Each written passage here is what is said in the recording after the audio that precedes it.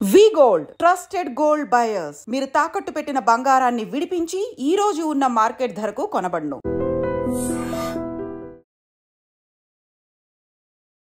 Welcome to our channel. బంగారం గురించి ఒకసారి చూద్దాం. భారతదేశానికి బంగారానికి విడదీయలేని సంబంధం ఉందనుకోవచ్చు, ఒక బంధం ఉందనుకోవచ్చు. ఒక రకంగా ప్రపంచంలో భారతీయులు వినియోగించినంత బంగారాన్ని వేరే దేశస్తులు వాడరు. మనమే ఎక్కువ గోల్డ్ మీద ఇంట్రెస్ట్ చూపిస్తాం. ఎందుకంటే ఆర్నమెంట్స్ కానీ యూసేజ్ ఎక్కువ చేస్తాం వేరే దేశాల కంటే ఫస్ట్ నుంచి కూడా. ఇప్పుడు కానీ కొన్ని దేశాలు ఇప్పుడిప్పుడే కొన్ని చిన్నగా ఇన్వెస్ట్మెంట్ స్టార్ట్ చేసినాయి. కానీ పుట్టిన పిల్లల దగ్గర నుంచి పెళ్ళిడికి వచ్చిన ఆడపిల్ల వరకు ప్రతి వాళ్ళకి బంగారం లేనిదే ఏ శుభకార్యం కూడా ఉండదు కదా. సో అది మనకి సాక్షాత్తు లక్ష్మీదేవితో సమానం. సో డెఫినెట్గా అందుకని అందరూ బంగారం మీద ఇన్వెస్ట్మెంట్ చేస్తారు. ఏటా టన్నుల కొద్దీ బంగారం దిగుమతి అవుతూ ఉంటుంది ఇండియాకి.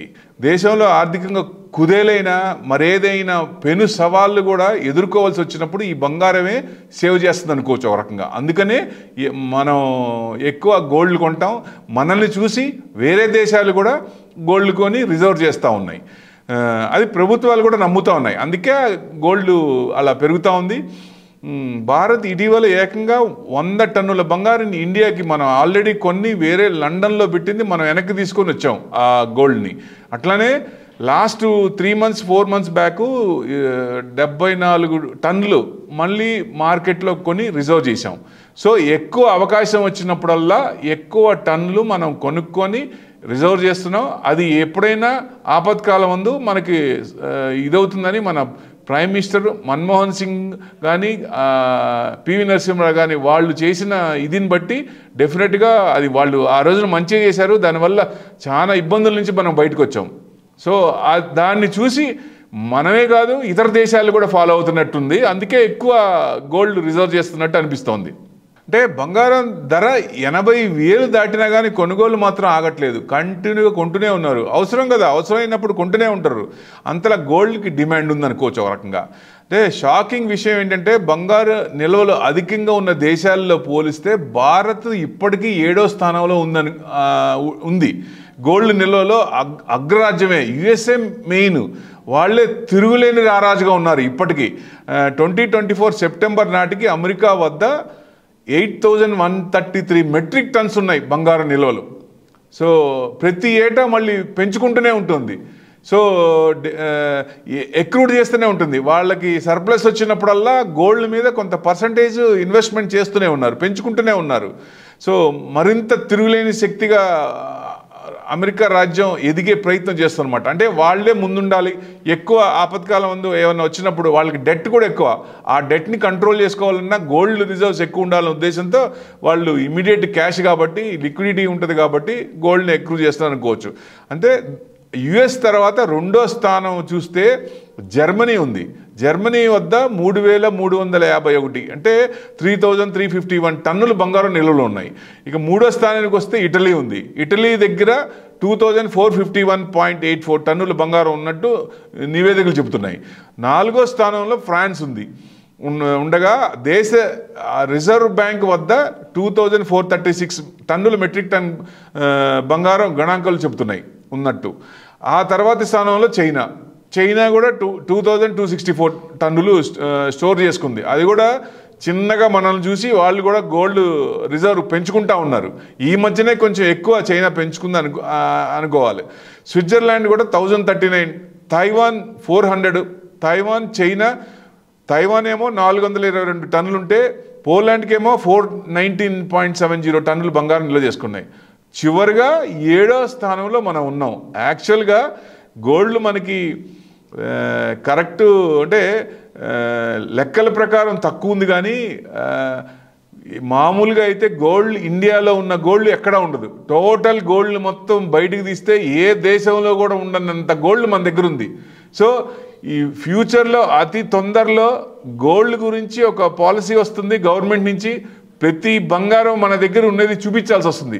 లాస్ట్ టైం వాళ్ళు చూపించినప్పుడు ఆడవాళ్ళ దగ్గర నుంచి వ్యతిరేకత వచ్చింది. కానీ ఈసారి కొంచెం ఆ పాలసీ తెచ్చేటట్టున్నారు. గోల్డ్ గురించి ఎక్కువ ప్రతిదీ మనం చూపించాల్సి ఉంటుందేమో అనిపిస్తోంది.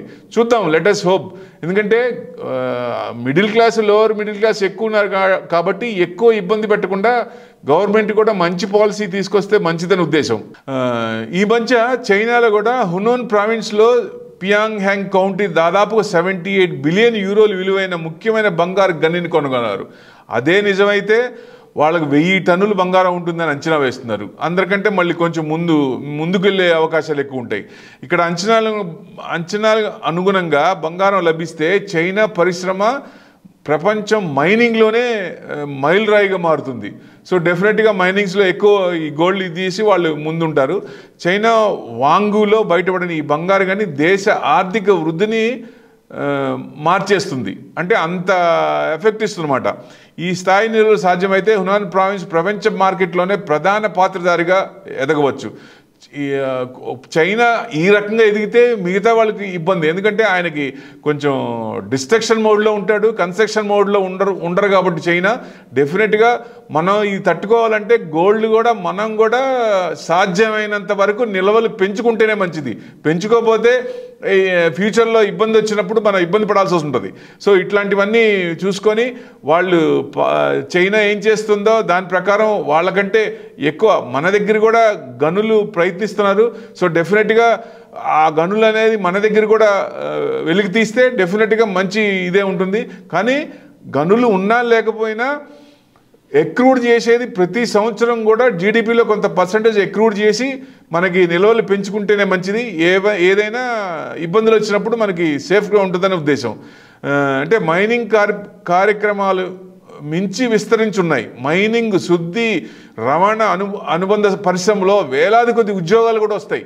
సో ఇవన్నీ బెనిఫిట్ అవుతాయి కాబట్టి సో డెఫినెట్గా చైనాకి మంచి ఇదే. నిజంగా అది కనుక గోల్డ్ మైన్స్ నిజంగా కనుగొంటే డెఫినెట్గా మంచి ఇదే ఉంటుంది. కానీ కన్స్ట్రక్షన్ మోడ్లో ఉంటే చాలామంది ఎక్కువ చిన్న చిన్న కంట్రీలన్నీ కలుపుకుంటూ పోతే ఆయనే ఉంటుంది. సో ఆయనకే ముందుంటాడు. కానీ దాంట్లో ఏషియన్ దాంట్లో ఎక్కువ డిస్ట్రక్షన్ మోడ్లో ఉండేది చైనా కాబట్టి మనకి కొన్ని దేశాలు కొంచెం ఇబ్బందిగా ఉంటుంది. సో మనం నిల్వలు పెంచుకొని దాన్ని ప్యారలల్గా బ్యాలెన్స్ చేస్తే మంచిదని ఉద్దేశం. డెఫినెట్గా మన గవర్నమెంట్ కూడా చూసుకొని మంచి పాలసీలు తెచ్చి ఎక్కువ పర్సంటేజ్ జనాల్ని ఇబ్బంది పెట్టకుండా గోల్డ్ రిజర్వ్స్ మొత్తం చూపించాలి అని ట్యాక్స్ కూడా ఎక్కువ వేయకుండా. ఎందుకంటే ట్యాక్స్లు ఇండియాలో ఎక్కువ అని అందరూ ఫీల్ అవుతున్నారు. హెచ్ఎన్ఐ క్లయింట్స్ కూడా ఇండియాని వదిలి ఎక్కడైతే ట్యాక్స్ లేవో ఆ దేశాలకు వెళ్తున్నారు. సో గవర్నమెంట్ కూడా ట్యాక్స్లు చూసుకొని ఆ ట్యాక్స్లు తగ్గిస్తే మంచిది. డెఫినెట్గా 30% స్లాబ్లో ఉన్న వాళ్ళు కూడా టోటల్ ట్యాక్స్ చూస్తే 42% కడుతున్నారు. అంటే ₹1,00,00,000కి 42 లక్షలు కట్టాలి. ట్యాక్స్ విపరీతంగా ఎక్కువ కదా. ఇది పెయిన్ అనిపిస్తుంది. అందుకనే మెయిన్ హెచ్ఎన్ఐ క్లయింట్స్ అన్నీ ఇండియా వదిలి వెళ్తున్నారేమో అనిపిస్తుంది.